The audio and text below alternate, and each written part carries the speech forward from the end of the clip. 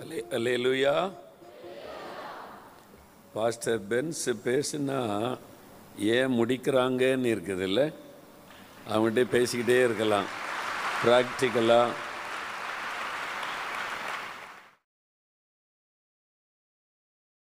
ஆசீர்வதிப்பாராக. ஆண்டவருடைய பெரிய பிரசன்னம் நம்மளை ரொம்ப அழகாக நடத்திட்டே இருக்குது.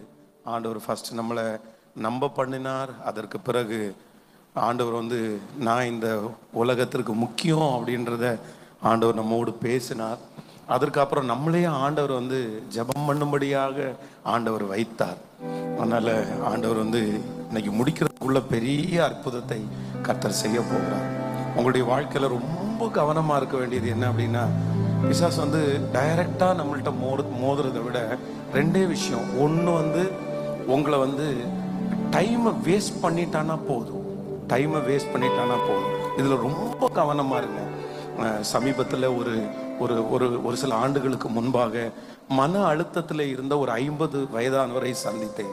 ஏன் இப்படி ஆயிட்டீங்க என்ன? அவர் கோல்டு மெடலிஸ்ட். அவருடைய ஸ்கூலில் அவர் தான் ஃபஸ்ட்டு. அவர் ஸ்போர்ட்ஸில் அவர் ஃபஸ்ட்டு. ஏன் இப்படி ஆயிட்டீங்கன்னு சொன்னால், இந்த அப்பெல்லாம் பார்த்தீங்கன்னா +2 முடித்த உடனே கவர்மெண்ட் எக்ஸாம். அந்த எக்ஸாம் டைமில் ஃப்ரெண்ட்ஸோடு சேர்ந்து வெளியே போயிருக்கிறாரு.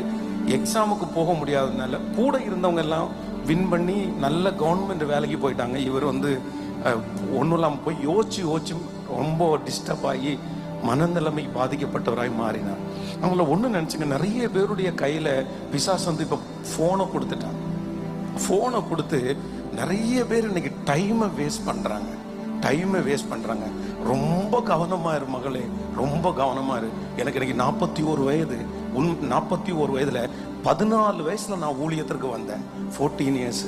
ஆனால் இன்றைக்கு ஆண்டவருடைய சமூகத்தில் தாழ்மையோடு சொல்லுவேன், என்னுடைய டைம் நிறைய இந்த உலகத்துக்கு வேஸ்ட் ஆகவே இல்லை. கர்த்தருக்காக தான் என் நேரத்தை நான் கடைபிடிச்சிருக்கேன். பாருங்க, தாவீது இன்னைக்கு ஐயா ஜெபம் நடத்தும் போது கூட எவ்வளோ பெரிய யுத்த வீரனா தாவீது இருந்திருக்கிறான். ஆனா அவனை பிசாசு எங்க விழத்தல்னா தெரியுமா? ஒரே ஒரு இடத்துல ராஜாக்கள் யுத்தத்திற்கு புறப்படும் காலம் வந்தபோது தாவீது அப்படியே அமைதியா ஒரு இடத்துல உட்கார்ந்தான். டைம் பாகசால மேல மொட்டை மாடிக்கு போனான். அங்க ஒரு பொண்ணை பார்த்தான். அவ்வளவுதான், பாவத்துல விழுந்து கடைசியில நீங்க பாத்தீங்கன்னா அவ்வளவு ஒரு மோசமான ஒரு சூழ்நிலைக்குள்ள தள்ளப்பட்டான். அப்ப எல்லாரும் ரொம்ப கவனமா இருக்க வேண்டியது என்ன அப்படின்னு சொன்னா, நம்பர் 1, இந்த விஷயத்துல நான் என்னுடைய நேரத்தை ஒரு நாள் என்ன பண்ண மாட்டேன். சொல்லுங்க, சத்தமா சொல்லுங்க. இனி நீங்க உங்களுடைய போனை கரெக்டா யூஸ், ஒரு டைம் எடுத்துக்கங்க. ஏதாவது ஒரு இடத்துல போய் நீங்க உட்கார்றீங்களா? அந்த இடத்துல உட்கார்றதுக்கு ஏதாவது பயன் இருக்கா? ஒரு யூஸ் இருக்கா? எனக்கு ரொம்ப துக்கமா இருக்கிறது என்னன்னா, வாலிப தம்பிங்க சில இடத்துல அவ்வளவு படிச்ச பையன், அவனுக்கு எவ்வளோ எதிர்காலம் இருக்குது. ஆனா ஒரு வீட்டுல போய் அவ்வளவு நேரம் உட்கார்ந்து இருக்கிறான். அங்க ஒரு கேர்ள் இருக்காங்கன்றக்காக, இல்லைன்னா ஒரு பாய் இருக்கான்றக்காக அவ்வளவு டைமை வேஸ்ட் பண்ணிட்டீங்கன்னா, நான் சொல்றேன், இந்த உலகம் ரொம்ப வேகமா போயிட்டே இருக்குப்பா. நாட்கள் பொல்லாதவைகளா இருக்கிறதுனால் காலத்தை பிரயோஜனப்படுத்திக் கொள்ளுங்க. இன்னைக்கு ஒரு தீர்மானம். அப்பா பேசுறதுக்கு முன்னாடி இந்த ஒரு தீர்மானத்தை கூட எடுத்துருவோம். ஆண்டவரே, இனி என்னுடைய போனை நான் யூஸ் பண்றதுக்குன்னு ஒரு டைம் வச்சுக்குவேன். அவ்வளவுதான். இந்த டைமுக்கு ஆஃப் பண்ணுவேன்னா அந்த டைமுக்கு ஆஃப் பண்ணுவேன். இதுக்கு மேல நான் எடுக்க மாட்டேன். கொலகாரம் வரைக்கும் தாவீதை கொண்டு போய் நின்றுச்சு. அவன் அவ்வளவு நல்ல பிள்ளை. நீங்க நீதிமொழிகள்ல வாசிக்கும் போது வேதம் சொல்லுது, டைமை வேஸ்ட் பண்ணி ஒரு அசுத்த பாவத்திற்கு பின்பாக போகிறவன் ஒரு குருவி அடிக்கப்படும்படி போகிறது போல போறானாமா. அந்த வசனத்துல நான் சொல்லுவேன், அம்பு அவன் ஈரலை பிளந்தது. அம்பு, நான் சர்ச்சில் கூட சொல்லியிருக்கேன், அம்பு அவன் நம்முடைய உடம்புலயே திருப்பி ரீப்ரொடியூஸ் பண்ற ஒரே ஒரு அவயம் என்னன்னா ஈரல். அப்படின்னா அது எவ்வளவு பிரச்சனை பண்ணாலும் நம்மளை திரும்பி ஆக்டிவ் பண்ணும். திரும்பி மரிச்சா கூட திரும்பி வரும், அந்த மாதிரி. ஆனா அம்பு அவன் ஈரலை பிளந்தது. மகா ஒன்னு நினைச்சுக்கோ, பிசாசு உன்னை ரொம்ப வஞ்சிக்கிறான். எதுல தெரியுமா? உன்னை டைமை வேஸ்ட் பண்றான். எல்லாருடைய கையிலையும் ஏதோ ஒண்ணு கொடுத்துட்டான். நான் பாருங்க, நீ நிறைய பேர் கோவமே படமாட்டல. உனக்கு இந்த கோவம் எப்படி வந்துருச்சு? எப்போ உனக்கு கோவம் வருது? உங்க அம்மா போனை வைன்னு சொன்னா கோவம் வருது, அப்பா போன் எடுக்க. இப்போ உங்களை பார்த்து ஒண்ணு கேட்கிறேன், ஒரு 4 days 4 நாள் உங்க கையில இருக்கிற போனை புடுங்கிட்டாங்கன்னா, இல்ல வச்சுட்டு உங்களால சந்தோஷமா ஆண்டவரை ஆராதிச்சிருக்க முடியுமா? நீ எவ்வளவு பெரிய வேலையை செய்ய போற தெரியுமா? ஆண்டவர் உன்னை எவ்வளவு நம்புறாரு தெரியுமா? இந்த 7000 பேர் இருந்த சூழ்நிலையை பார்த்தீங்கன்னா, அவ்வளோ பெரிய சூழ்நிலையின் மத்தியில கர்த்தருக்காக நின்றுருக்காங்க. அந்த டைம்ல பாத்தீங்கன்னா பரிசுத்தமா வாழ்றதுக்கு ஒருத்தர் கூட இல்லை. ஆண்டவர் நம்பி நம்பி நிறைய பேர் ஏமாத்திட்டாங்க. யாருமே அந்த இடத்துல, அதனால தான் எலியா சொல்றான், ஆண்டவரே நான் ஒருவன் மாத்திரம் தான் நிக்கிறேன், நீங்க எத்தனையோ பேரை ஏமாத்துறீங்க, ஆனா அத்தனை பேர் நிறைய பேர் உங்களை விட்டுட்டாங்க, நிறைய பேர் பின்மாறி போயிட்டாங்க, நான் ஒருத்தன் மாத்திரம். அப்பதான் ஆண்டவர் சொல்றாரு, பப்ளிசிட்டியே இல்லைன்னா கூட 7000 பேர் எனக்காக நிக்கிறாங்கன்னு ஆண்டவர் சொல்றாரு. நான் நம்புறேன் மகன், எத்தனையோ பேர் ஆண்டவரை ஏமாத்திட்டாங்கப்பா, எத்தனையோ பேர் ஏமாத்திட்டாங்கப்பா, எத்தனையோ கால்ஸ் ஏமாத்திட்டாங்க. ஆனா நான் சொல்றேன், நம்ம 7000 பேர் கண்டிப்பா ஆண்டவரை ஏமாற்றுகிற கூட்டம் அல்ல, தேவனுக்காக நிற்கிற கூட்டம். அதனால இப்போ எல்லாரும் அப்படியே உங்க இருதயத்துல கரத்தை வச்சு சொல்லுங்க, ஆண்டவரே நான் இன்னைக்கு ஒரு தீர்மானம் எடுக்கிறேன், நீ பெரிய வேலை செய்ய போற மகனே, மகளே நீ பெரிய வேலை செய்ய போற, கொஞ்சம் வேலை இல்லை. இப்போ பாரு, ஆண்டவர் உன்னை யுத்த ஜெபத்தை எப்படி பண்ண வச்சாரு பாரு. நீ பொதுவா இந்த மாதிரி கத்தி ஜெபம் பண்ணது இல்லை, நீ இந்த மாதிரி ஜெபிச்சதே இல்லை. ஆனா ஆவியானவர் இன்னைக்கு உங்களுக்குள்ள இறங்கி உங்களை ஜெபிக்க வச்சிருக்கிறார். காரணம் என்னன்னா, நீ சாதாரணமானவன் அல்ல, நீ எனக்காக பெரிய வேலை செய்ய போற. அதனால பிசாசு எப்படியாவது உன் டைமை வேஸ்ட் பண்ணணும்னு நினைக்கிறான். ஆனா கர்த்தர் சொல்றாரு, இல்ல, நீ உலகத்துல செலவு பண்ற எல்லா நேரமும் வீணா போகும். ஆனா கர்த்தருடைய சமூகத்துல இன்வெஸ்ட்மெண்ட் பண்றவங்க கண்டிப்பாக பிரகாசிக்கிற சுடர்களாக எழும்பி நிற்பார்கள். இயேசுவே ஆமென். சோ ஒரு கவனிங்க, ஒரு டைம் டேபிள் இல்லாம தயவு செய்து நீங்க ஒர்க் பண்ணாதீங்க. ஒரு டார்கெட் இருக்கணும், கண்டிப்பா ஒரு டைமிங் இருக்கணும், எல்லாத்துக்கும் இருக்குல்ல. அதனால அதுல ரொம்ப கவனமாய் ஞானமாய் இருக்க ஆண்டவர் பலன் தருவார். அதனால நீங்க மாறாதீங்க, நீங்க மாறாதீங்க. அம்மா அப்பா மேல கோவப்பட்டு அம்மா அப்பாவை கண்ணீர் வடிக்க வச்சா, வேதம் சொல்லுது, ஒரு பெற்றோரை கண்ணீர் வடிக்க வைக்கிறவங்க எப்படி நல்லா ஆசீர்வாதமா இருக்க முடியும்? நீங்க எப்படி பெற்றோரை கண்ணீர் வடிக்க வைக்க முடியும் சொல்லுங்க பார்க்கலாம். எப்படி நான் உண்மையில சொல்றேன், இன்னைக்கு வரைக்கும் என்னால எங்க அம்மா அப்பா கண்ணீர் வடிச்சதே இல்லப்பா. ஒரு நாள் கூட எங்க அம்மா அப்பாவை நான் அழ வச்சதே இல்லை. எங்க அப்பா அவ்வளோ கடினமான வேலையை கொடுக்கும் போது கூட அப்படி செஞ்சிருக்கிறேன். நான் நம்புறேன் இன்னைக்கு நல்லா இருக்கிறேன்ப்பா. ஒரு பொண்ணுக்காக உங்க அப்பாவை தூக்கி வீசலாமா? ஒரு பையனுக்காக அவங்க அம்மா அப்பாவை தூக்கி வீசலாமாப்பா? வீசலாமா? அது கர்த்தர் உங்களுக்கு கொடுத்தது. அவங்க உங்களை ஸ்டிக் பண்றது, அவங்க உங்களை நடத்துறது, அவங்களை உங்களுக்கு புரிஞ்சுக்காம இருக்கிறது, இதெல்லாம் தீமை கிடையாது, இது கண்டிப்பாக நன்மைதாப்பா. நான் நம்புறேன், நீங்க கீழ்ப்படிய கர்த்தர் உங்க தலையின் மேல பெரிய ஆசீர்வாதத்தை வைக்கிறதுக்கு கர்த்தர் வல்லவரா இருக்கிறார். கடைசியா ஒன்ன சொல்றேன், நம்பர் 3. அடுத்து நீ ஜெபிக்க வேண்டிய ஒண்ணு என்னன்னா, பிசாசுனுடைய மிகப்பெரிய தந்திரம் என்னன்னா, காலத்துக்கு முன்னாடி ஒன்னு அவசரப்படுத்துவான். ரொம்ப ஜாக்கிரதையா இரு, ரொம்ப ஜாக்கிரதையா இரு. ஏன்னா நீங்க கத்துக்கோ, உனக்கு தெரிஞ்சுட்டா ஆசையா இருக்கும், இது தெரிஞ்சுக்கிட்டாதான் நீ வாழ முடியும். நான் நம்புறேன், எந்தெந்த டைமுக்கு எதெல்லாம் தெரிஞ்சுக்கணுமோ அது எல்லாத்தையும் ஆண்டவரே உனக்கு அழகா கத்து கொடுக்கறதுக்கு வல்லவரா இருக்கிறாரு. நீ அவசரப்பட வேண்டிய அவசியமே இல்லை. நான் நம்புறேன், உங்க மேல இவ்வளவு பெரிய திட்டம் வச்சு 7000 பேருடைய லிஸ்ட்ல உங்களை எழுதி இருக்கிற கர்த்தர் உங்களுக்கான எதிர்காலத்தை எழுதி இருக்க மாட்டாரா? உங்களுக்காக வாழ்க்கை துணையை எழுதி இருக்க மாட்டாரா? நான் நம்புறேன், நிச்சயமா ஆண்டவர் உனக்கு ஒரு நல்ல ஃபியூச்சரை வச்சிருக்கிறார். ஆனா அதான் வெறும் மண்ணுக்காக ஆண்டவர் உங்களுக்கு வச்சிருக்கிற மாணிக்கத்தை இழந்துராதப்பா, மாணிக்கத்தை இழந்துராதப்பா. இந்த சிலருக்கு ரொம்ப கான்ஃபிடென்ட் இருக்கும் பாருங்களேன். அதான் என்கிட்ட ஒரு தம்பி வந்து சொன்னா, அவன் ரொம்ப பிரில்லியன்ட். அவன் ஒரு டைம் அவங்களுடைய ஆஃபீஸில் அவனுக்கு ஒரு 45 மினிட்ஸ் ஃபேமிலியை ரன் பண்ணுறது எப்படின்னு பேச வைக்கிறாங்க. இவனுக்கு கல்யாணமே ஆகலை. 45 மினிட்ஸ் பேசி முடித்த உடனே அந்த ஆஃபீஸ்லேயே பிரிஞ்சிருந்த நிறைய பேர் ரெடி ஆயிட்டாங்க. அவ்வளோ பிரில்லியன்ட்.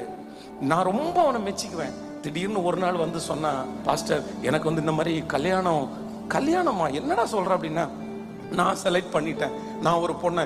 நீ செலக்ட் பண்ணிட்டியா பாஸ்டர்? என்ன பற்றி தெரியாது, நான் எவ்வளவு ஞானமா செலக்ட் பண்ணுவேன், நான் இவ்வளவு பேரை நடத்தி இருக்கிறேன், நான் பண்ண மாட்டேனா? இல்ல எதுவா இருந்தாலுமே நீ வந்து இந்த விஷயத்துல ஆண்டவரை தான் நீங்க பின்பற்றணும். பயங்கரமான கான்ஃபிடென்ட். நான் செலக்ட் பண்ணா சரியா தான் பாஸ் இருக்கும், நான் யோசிச்சு தான் செஞ்சேன் என்னென்னமோ.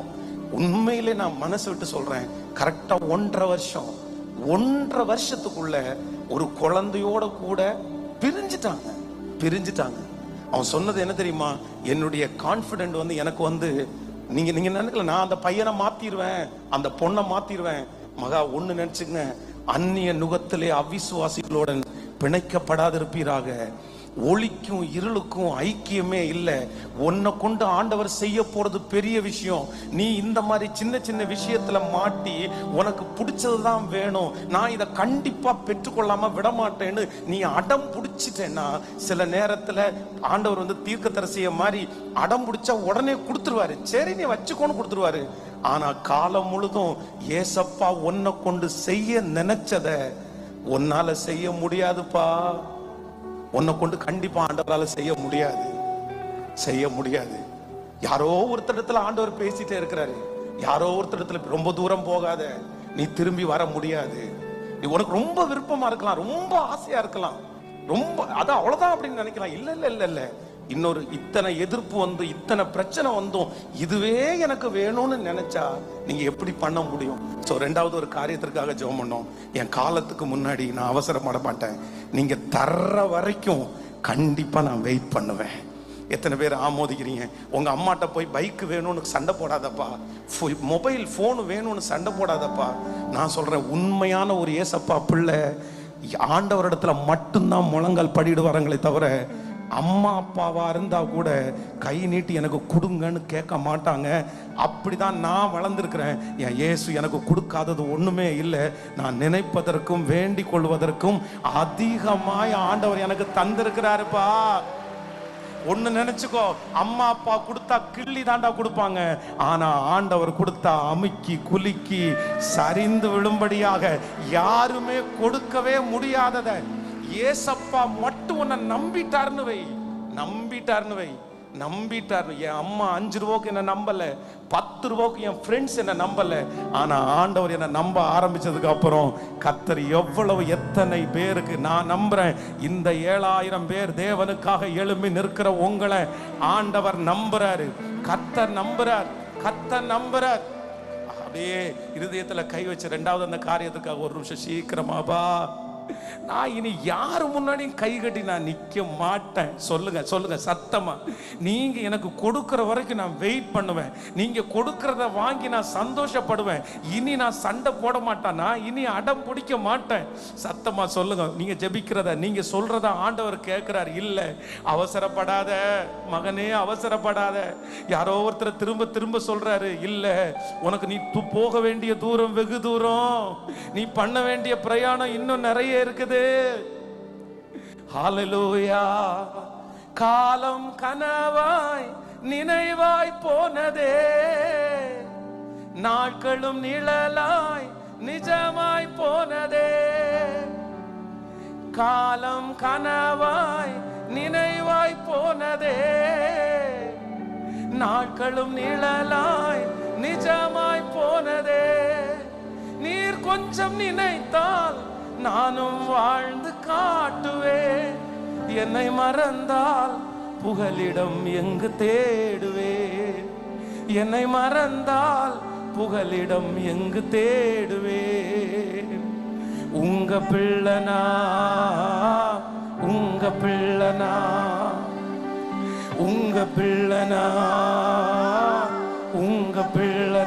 சொல்லுங்க.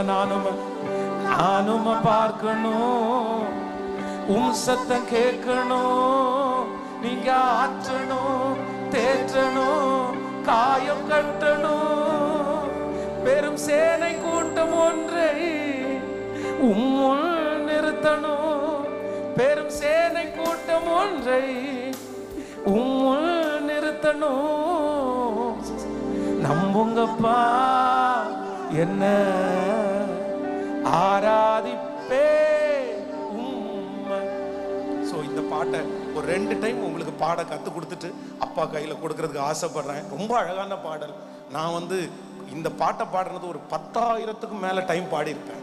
ஸோ பைக்கில் போகும்போது அழுதுட்டே பாடுவேன். மொட்டை மாடியில் நின்று அழுதுட்டே பாடுவேன். நம்புங்கப்பா என்ன ஆராதிப்பேன் உம்மை. என்ன நம்புங்க ஆண்டவரே. யாருமே என்ன நம்பலப்பா, யாருமே என்ன நம்பல. ஸ்கூல்ல நம்பல, ஃப்ரெண்ட்ஸ் நம்பல, அம்மா அப்பா நம்பல, யாருமே நம்பல. ஆனா நான் நினைச்சு பார்ப்பேன், ஆண்டவர் நம்ப ஆரம்பிச்சதுக்கு அப்புறம் இன்னைக்கு உலகமே நம்புதில்லை, உலகமே நம்புதில்லை. நான் நம்புறேன், உன்னை நம்புவார் சாமி, உன்னை நம்புவாருடா, உன்னை ஏசப்பா நம்புவாரு.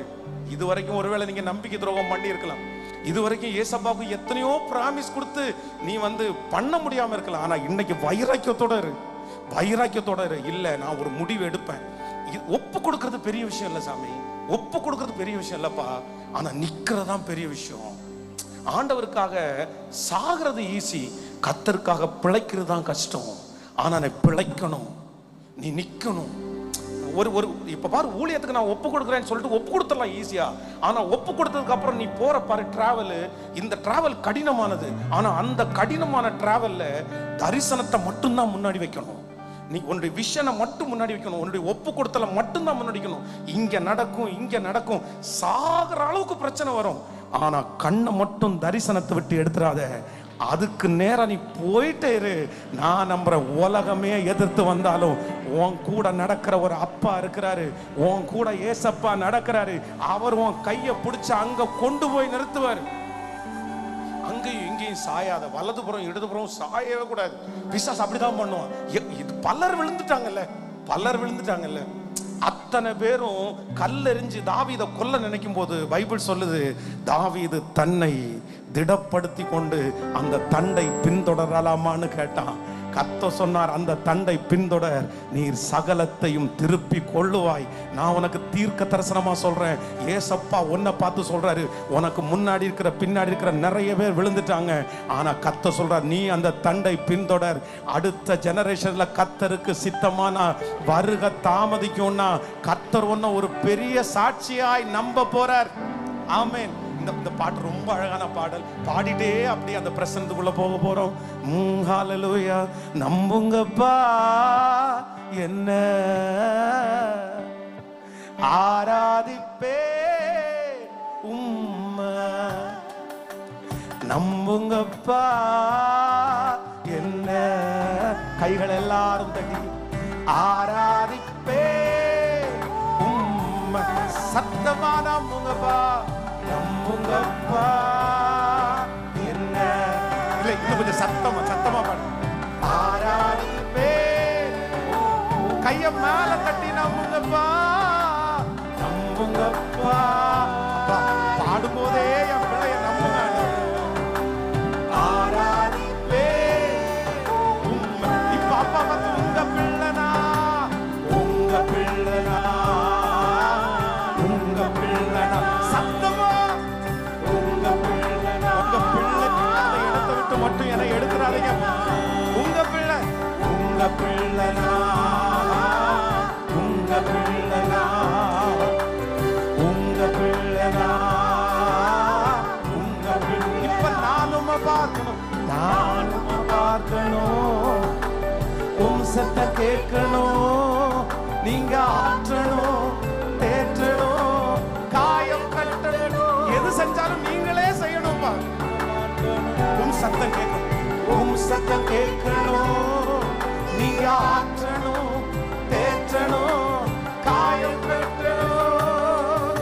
பெரும் சேனை கூட்டம் ஒன்றை உம்முள் நிறுத்தணும். சொல்லுங்க சத்தம். பெரும் சேனை கூட்டம் ஒன்றை உம்முள் நிறுத்தணும். நம்புங்கப்பா என்ன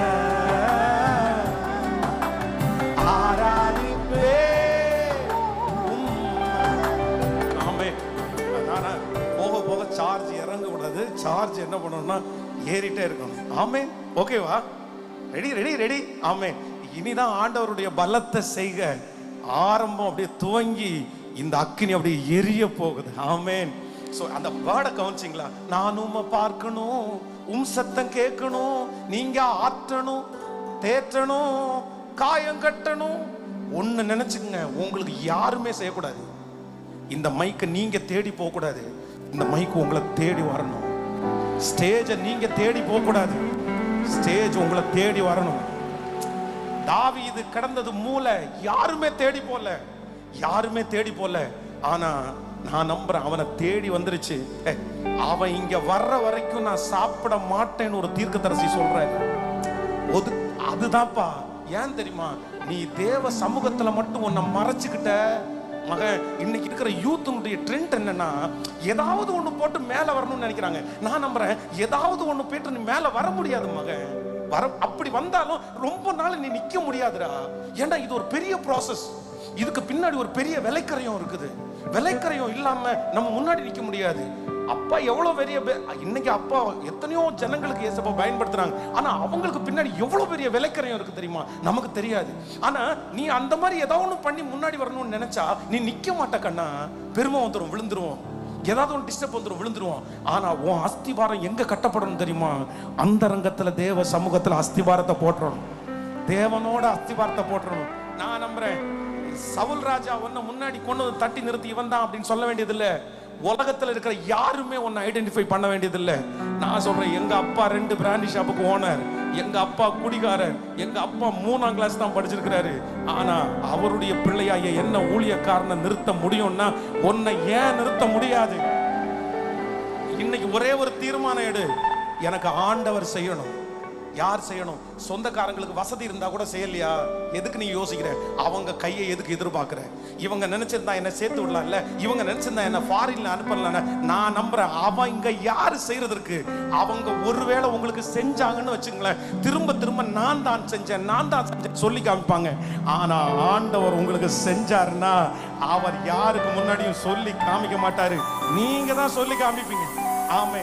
சோ அந்த வரி ரொம்ப பிடிச்சல. நானும் பார்க்கணும், சத்தம் கேட்கணும், நீங்க ஆற்றணும், தேற்றணும், காயம் கட்டணும், பெரும் சேனை கூட்டம் ஒன்றை உம்முள் நிறுத்தணும். நம்புங்கப்பா, இந்த சத்தம் இந்த இடமே அதிரணும். நம்புங்கப்பான்னு சொல்லும் போது கோடாகோடி தூதர்களோட இறங்கி வந்து நான் நம்பிட்டேன்டா, நான் நம்பிட்டப்பா, நான் நம்பிட்டப்பா. எல்லாரும் கரங்களை தட்டி பாடிட்டே நன்றியப்பா.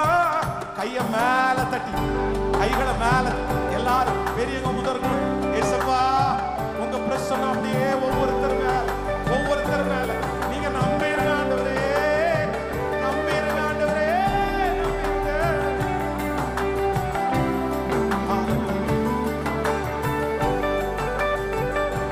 காலம் கனவாய் நினைவாய் போனதே, நாட்களும் நிழலாய் நிஜமாய் போனதே. காலம் கனவாய் நினைவாய் போனதே, நாட்களும் நிழலாய் நிஜமாய் போனதே. நீர் கொஞ்சம் நினைத்தால் நானும் வாழ்ந்து காட்டுவேன், நீர் கொஞ்சம் நினைத்தால் நானும் வாழ்ந்து காட்டுவேன். என்னை மறந்தால் புகலிடம் எங்கு தேடுவேன், என்னை மறந்தால் புகலிடம் எங்கு கைய மேல தட்டி உங்க பிள்ளனா, உங்க சத்தமா சத்தமா அப்பா பார்த்து சொல்லு மகள், சொல்லு மகள். அத்தனை பேர் உங்க பிள்ளனா, உங்க பிள்ளனா. மனசார சொல்லுப்பா, இருதயத்தின் ஆழத்திலிருந்து சொல்லுப்பா. மறுபடியும் மீண்டும் நானும் பார்க்கணும், நானும் பார்க்கணும், உன் சத்தம் கேட்கணும், நீங்க ஆற்றணும், தேற்றணும், காயம் கட்டணும்,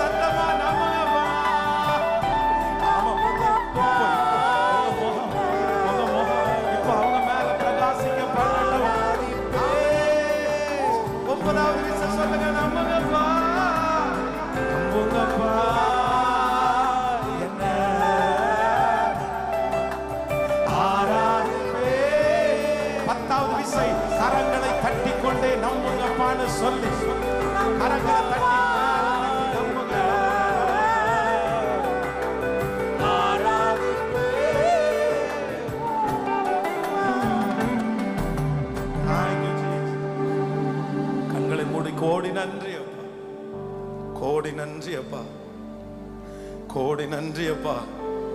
இத்தனை பேர் இந்த பட்டணத்துல இருந்தோம், இத்தனை பேர் நாங்க வந்திருக்கிற ஒவ்வொரு பட்டணத்துல இருந்தோம். எங்களை மட்டும் வேறு பிரிச்சு கொண்டு வரணும்ன்றது உங்களுடைய பெரிய திட்டம். திட்டம் சென்னை, டெல்லி, பல பல பல பல ஊர்ல இருந்தெல்லாம் இந்த இடத்துக்கு கொண்டு வந்ததுக்கு ஒரு நோக்கம் உண்டுப்பா, உண்டுப்பா, உண்டுப்பா, உண்டுப்பா, உண்டுப்பா. எங்க தகப்பனார் மறுபடியும் அந்த மேடையில வந்து நிற்கும் போது அப்படியே ஒரு மகிமை அப்படியே பொதிஞ்சிடணும். அவங்க வாயில இருந்த அந்த தீர்க்க தரிசனமான வார்த்தை எங்களை அப்படியே நிரப்பி அப்படியே நடத்தி, ஆண்டவரே ஒரு பெரிய எழுப்புதலுக்கு எங்களை ஆயத்தப்படுத்துகிறதற்காக நன்றி அப்பா. உங்க பிரசன்னத்துக்கு முழுவதுமாக எங்களை தாழ்த்துறோம். இயேசுவின் மூலம் ஜெபம் எடுக்கிறோம் நல்ல பிதாவே.